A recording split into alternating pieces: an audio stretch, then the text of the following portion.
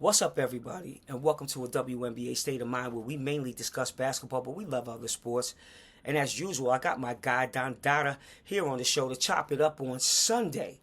I got some updates about the WNBA with the Dallas Wings making moves in the front office, hiring Kurt Miller, the shapeshifter of the league, moving from team to team to find a permanent home, and maybe Dallas is it. Also, the best move by Dallas is former player Jasmine Thomas being named VP and Assistant General Manager, which is a big upgrade to her role as Director of Player Programs as they move forward in the organization. I think that was great. Don Dada, I'll let you elaborate more on the dream as they hire Carl Smesko, I hope that I'm saying his name right, as the head coach. And I will say, and I gotta bang off of your comment last week when you said that Dan Padover's decision to let go of Tanisha Wright before her 5-year deal was up better be the right decision, because it's not going to look good moving forward if they make this hire and then the dream is still in the state that they're in this year. To be honest, as we see people move away from their original teams, okay, we see their weaknesses when they're put in lead positions. So with this franchise, I hope that Dan's decision was a good decision. And I'm going to let you elaborate on that. Meanwhile, Indiana brings Stephanie White home to Chicago. Excuse me, to Indiana, which I think is a great idea, and I'm really excited about that. And then on the other hand, you have Chicago. They made moves, and they bring in Becky Hammond's former assistant, Tyler Marsh, as the head coach. But both White and Marsh have yet to announce their supporting cast. So elaborate on that. That's a lot of stuff I gave you, Dom, but elaborate on that. Oh, absolutely, Goody. Let's start with my Atlanta dream. I'm not happy at all. You fire someone who was trying to build something. You bring in someone else who has no pro coaching experience. You and I both know, regardless of how long you've been a college coach, high school coach, international coach, coaching in the W is its own little world. And if you don't know anything about that world, I don't know how successful you can really be. So that move is still, the franchise is looking a little shaky. Renee is my girl, but hey, you got some explaining to do with that move. On to Chicago. Tyler Marsh is a player's coach. The players absolutely love my guy. Angel's going to absolutely love him. That locker room is going to be at peace. Now they just have to put different pieces around what they're building, and there's definitely going to be some success there. The fans, they just got to give that team time. They have to give them some time. Indiana, absolutely great move. They're looking to win now. Not in 2 years, not in 3 years. They're looking to win now. They got to put around Caitlin Clark, Elena Boston, Mrs. Mitchell. They got to put 1 or 2 more pieces around for that bench, and they're title contenders. Yeah, absolutely. I hope that they reach back and they bring Queen Egbo back. I really do. I love her game. She's a shot blocker. She's mobile. She gets up down the floor. She runs the floor like a gazelle. I really hope that somebody really gives her the opportunity and gives her the minutes to play, because she will definitely produce, but she hasn't been in a situation where she's she's been in the spotlight, or she's owned that 4 position. And I think that she's fantastic, and I hope that Indiana listens to the podcast and brings her back because she's one of my favorites. I think that she's a game changer, you know. And today we had the draft today, you know. So you know you got 1, 2, 3, and 4. So you got Washington who picks fourth. I don't know if that helps them at all. Then you have Chicago that picks third. You have who got second. LA got second, and then you have Dallas, who I started off the pod with, is picking first. What do you think about those picks? You know, I know that Beuckers is going to go first, Paige is going to go first, and you know, I certainly can, and I can honestly say she's not going to have the Caitlyn effect. Definitely, there's not going to be another number one draft pick that's going to have Caitlyn's effect like she did this year. I mean, she lit the league up and really, really, like I said, brought relevance back to the league and also thrust it into another place. What do you think about the draft today?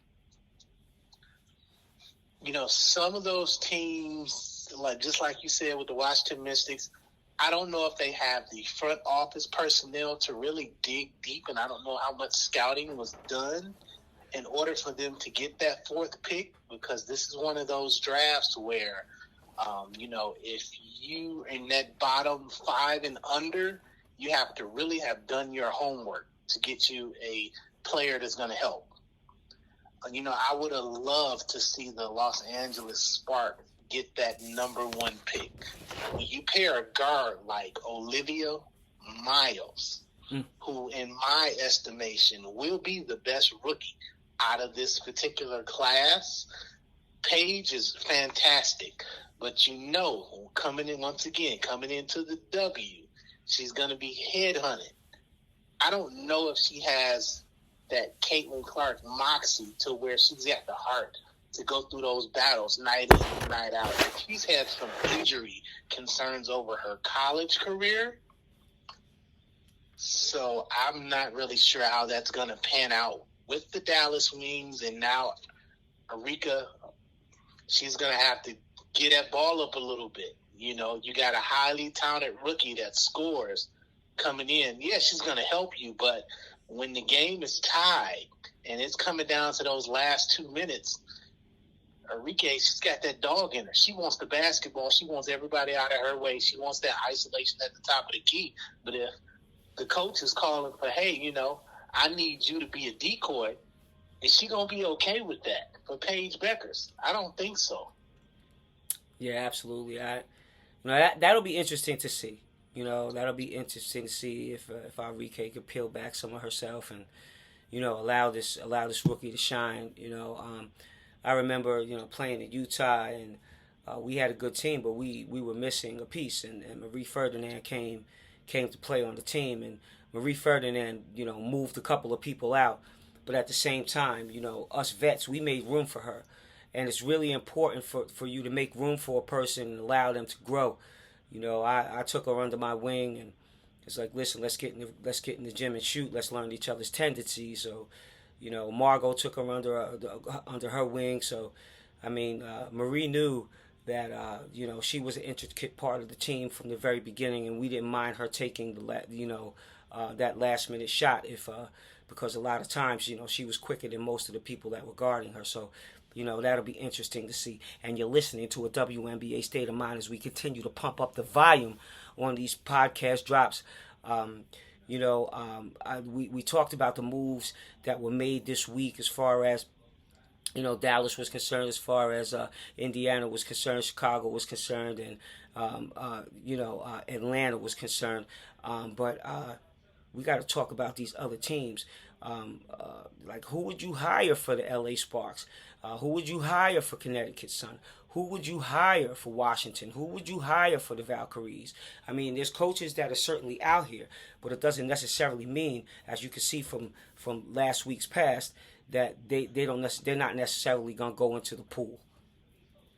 Yeah, absolutely. And, you know, if I'm a lot of these different GMs with the openings that they have, I'm going to take a page out of the NBA's book. If you look at what's going on at men's basketball, hoopers not basketball players, but actual hoopers that really know the game inside and out and have somewhat of a business acumen.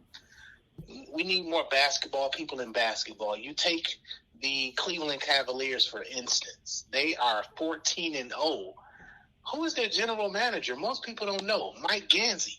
Gansey was a heck of a player and an athlete at the University of West Virginia. Him and Kevin Pittsnagel, they had one of the most memorable NCAA tournament runs. He had a decent pro career. He was able to go into the front office, and most people don't know. Once again, former hooper who was in high school, he finished second to LeBron James in voting for Mr. Basketball in the state of Ohio. You got to have real talent to finish second next to the king. So you got a high basketball IQ. He has formed that roster over the last 4 years, and look at where they are now. A lot of WNBA front offices, they need to bring in more former players that not only were successful on the court, but successful off the court. There's a lot of different women that have great basketball IQs. They're also successful in business because, as you know, as a general manager, you're not only picking players, drafting players, trading players, cutting players. You're building staffs. And there's a few women that come to mind, yourself included, that would be able to come in and give that team structure. So within the W, those general managers, those front office executives, those ownership groups, look at what was formerly in front of you and then make your choice. Don't go outside. Yeah, absolutely. I agree with you 100%. I think that they do their due diligence when it comes to us, and they make sure that they, cross the T's and dot the I's and find out every single thing about us. But when it comes to the men and when they're bringing them into the league, I don't think they do their due diligence. And that's the difference. Being in a man's world, being in corporate America, we're scrutinized a lot more when we're coming up against, in front of these positions and we're trying to get these positions. They definitely do their due diligence. And I think that they're looking for reasons why they shouldn't hire us instead of looking at the reasons why they should.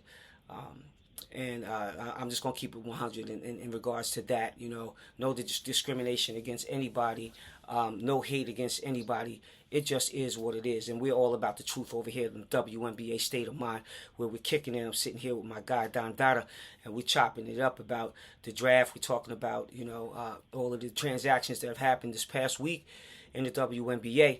But we're going to leave it right there, and we're going to go over to the other side. Moving to the NBA for a brief synopsis. Who are the teams to watch for the NBA Cup? That prediction to me is tricky because it's early. However, I have Cleveland and Boston disputing the East, and I got OKC and the Warriors battling in the West for the chip in June. Okay? What you got for me?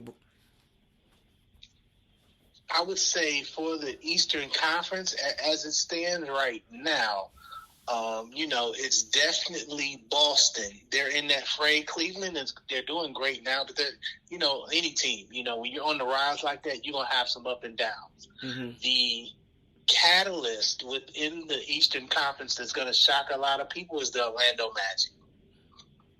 They are on the rise. Unfortunately, Pablo went down. That's going to derail some things, but they got some real talent on their bench. Mm-hmm. They have great coaching. Once again, they have a former hooper, Candace Parker's brother, Anthony Parker, just so happens to be the GM of the Orlando Magic. Hey, we need more basketball people in basketball. Exactly. As well as John Hammond, who helped Joe Dumars build those fantastic Piston teams in the early 2000s. You got Jalen Suggs over there. You got the Wagner brothers, Franz and Mo. You got Anthony Black coming in like he's Dennis Rodman, playing crazy defense. You got Tevlin Queen, Mac McClung, Anthony Cole, Greg Anthony's son. You got some hoopers over there. If they find another post player, watch out. And they may do so by the trade deadline. I've been hearing of, particular teams wanting to make some moves those that are at the kind of the mid-range in the Eastern Conference right now, you got the Atlanta Hawks, you got the Knicks, you got the Charlotte Hornets, the Indiana Pacers, those teams that everyone thought, were going to start out hot and great. Not so much. They've been on the phone. There have been some conversations, so there may be some movement coming up before, contracts are guaranteed. I believe that's January 19th. Yeah, absolutely. I agree with you with Orlando. I've been watching them since, for the last couple of years. But last year, they made a lot of noise, and I know that they scared a lot of people. Nobody wanted to come up against them, and especially during the end of the season. And I haven't watched too much of them this year, but if they're doing anything like they did last year, yeah, I have to agree with you that they're definitely going to be a problem.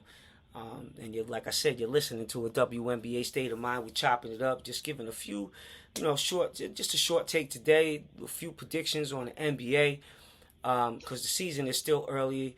It's hard to predict who's going to come out of that NBA Cup because everybody is so tight and so neck and neck right now, and the season is early.